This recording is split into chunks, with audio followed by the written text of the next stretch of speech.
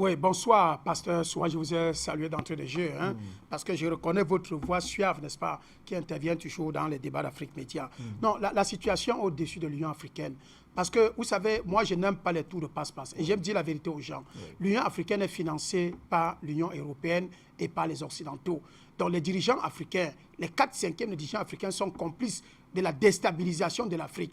J'ai dit que ce sont des agents de renseignement, n'est-ce pas, pour les pays occidentaux. C'est pour ça qu'on les maintient au pouvoir pendant plus de 20 ans et 30 ans aux affaires. On s'en fout des populations et du peuple africain. C'est de ça qu'il s'agit. Quand on regarde la nomenclature de ce qui se passe en Libye, la répartition des biens, l'ONU vient vous dire que ici, c'est la compagnie nationale pétrolière qui est contrôlée par le maréchal Haftar, qui doit s'occuper du paiement des fonctionnaires. C'est ça qu'il s'agit. Et lesquels fonctionnaires appartiennent au moins les 60% au gouvernement de l'Union nationale qui est contrôlé par M. Fayez, El-Sarraj.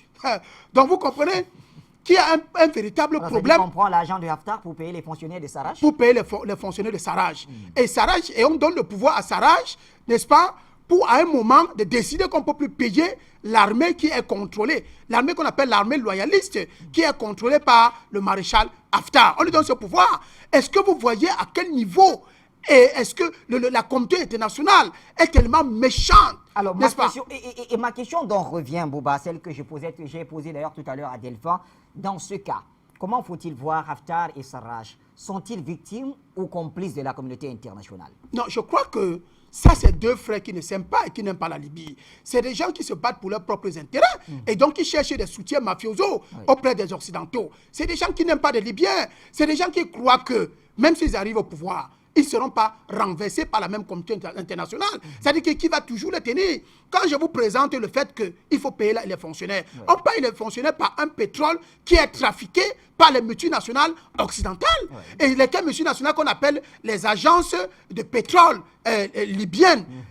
Alors, les agences de pétrole libyennes, c'est un nom d'emprunt qu'on donne à cette entreprise. Mais en réalité, ce sont les gars comme les Bolloré qui sont tapis derrière cette affaire-là. Ce sont les gars comme les Pétrolom, ce sont les gars comme les ExxonMobil et tout, qui sont en train de gérer le pétrole par derrière.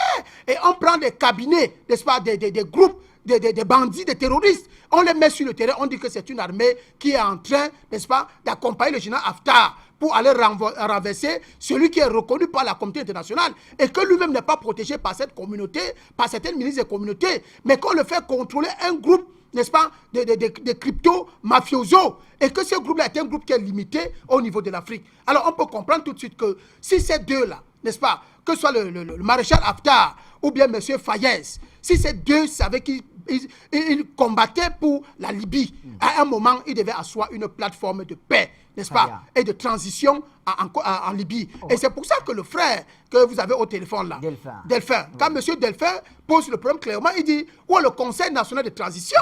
On a effacé le Conseil national de transition simplement parce qu'en réalité, il n'y aura pas de transition en Libye.